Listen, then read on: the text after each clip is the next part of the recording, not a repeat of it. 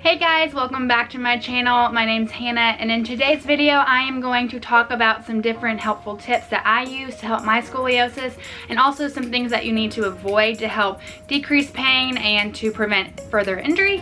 So that's what I'm going to be talking about today. I'm also going to have a short little workout at the end that y'all can follow along that helps decrease pain and strengthen everything overall. So I hope you guys enjoy. So let's get started with the tips. Okay, so tip number 1, core strengthening, and that is something that I've been stressing in my other videos and what is so important, and I feel like the most important with me, at least in my back. After I kind of have gone through different physical therapy and massage therapy and going to the chiropractor, all of those things helped me so much.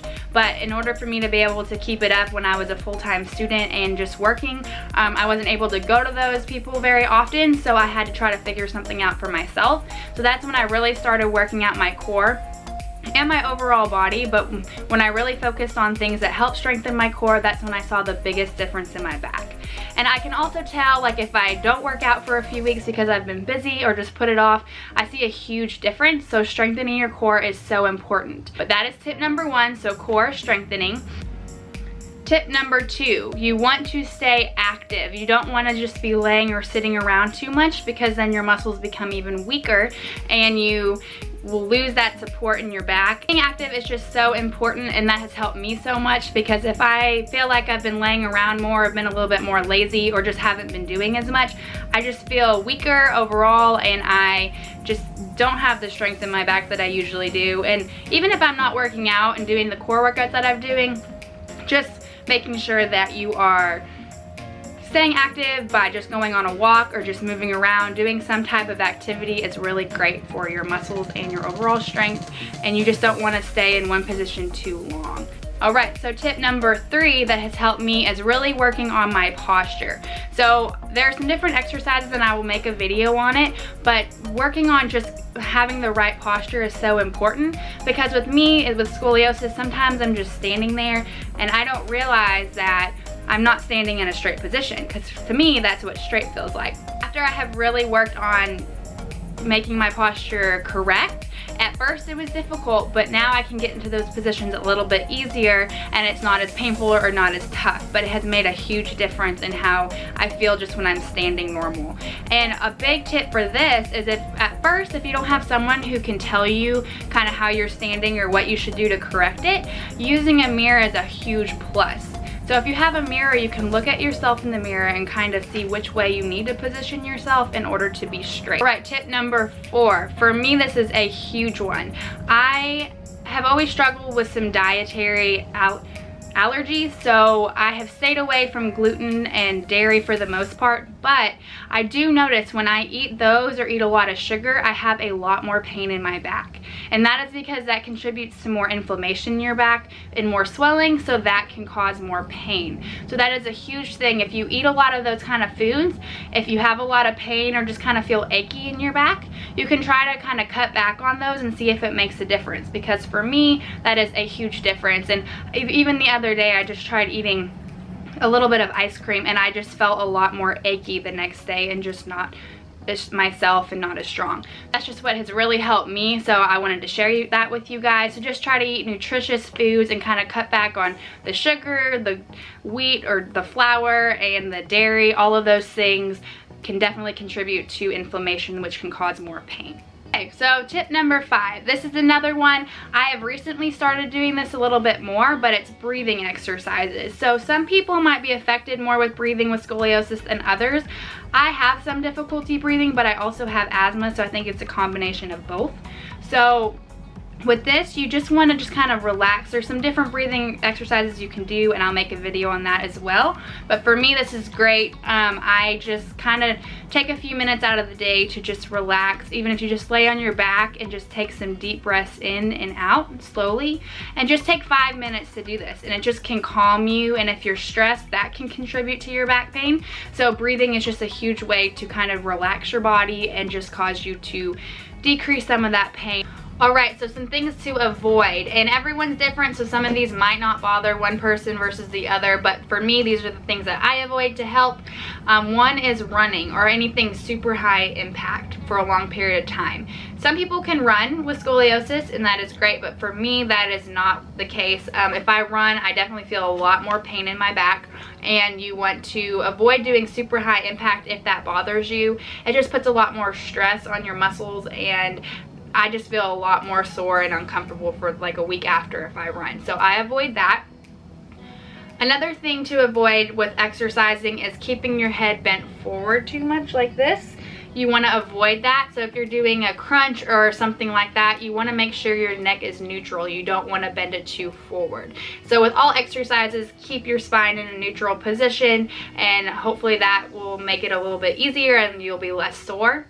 So another thing to avoid, it is normal to feel a little bit sore after you exercise, especially if you haven't done it before. You'll feel a little bit uncomfortable.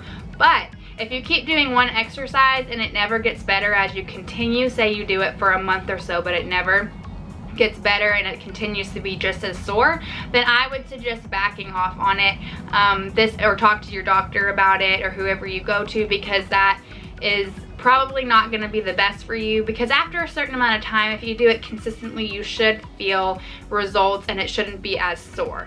I still get sore sometimes when I work out my core muscles in my back, because if I haven't done it for a little while, and that is normal, or if you incorporate a new exercise, but you don't want it to be extreme pain where you just can't do anything else. So just be mindful of that and just do whatever feels best for your body. Okay, so those are some of my tips and the things that I avoid with my scoliosis, and these have helped me so much.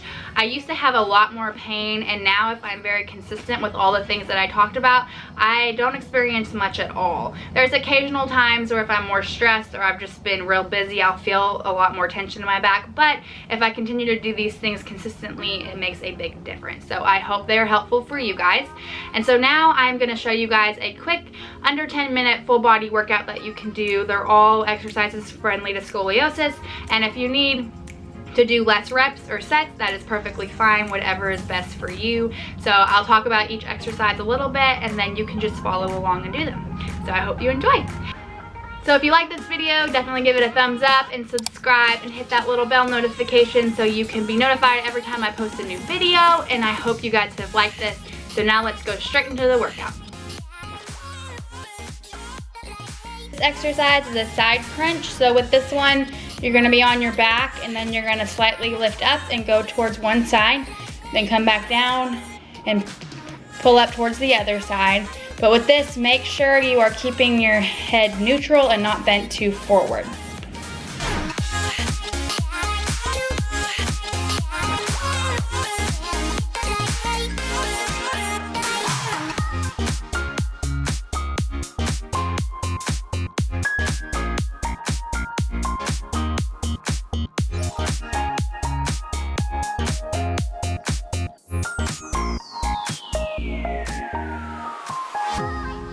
This exercise is called a hip roll, and for this you are going to keep your knees bent and you are going to shift them to the opposite side, so back and forth. It's a continuous motion, and if it's a little bit too hard with your arms in front of you like I am, you can put your arms to the side to give you a little more support. This is really just going to strengthen your oblique muscles and all your pelvis muscles.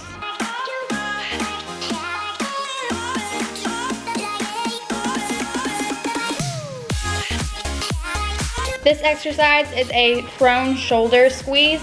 So with this one, you're gonna be on your stomach and you are going to lift both arms up and squeeze your shoulder blades together. You wanna do this slow and controlled. And if this is a little too hard for you, if you have a ball or an ottoman or something you can put under your stomach, you can try to support yourself with that.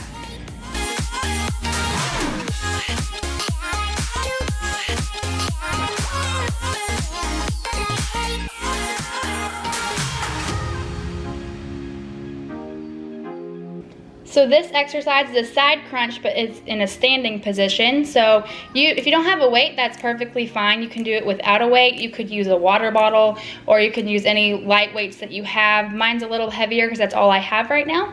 But with this, you are going to hold a weight on one side, and you are going to bend to that side and then slowly pull it up. and you will really feel that in your side abs.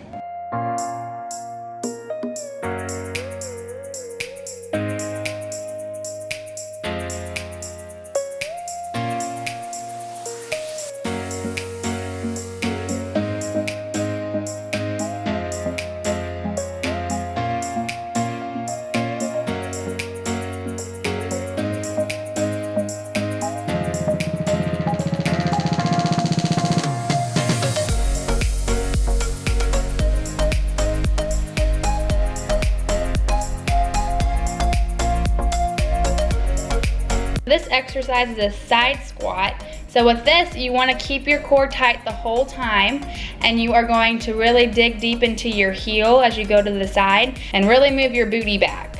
So try to really go down deep into that one and keep your core tight, because that will work all your pelvis and hip muscles as well.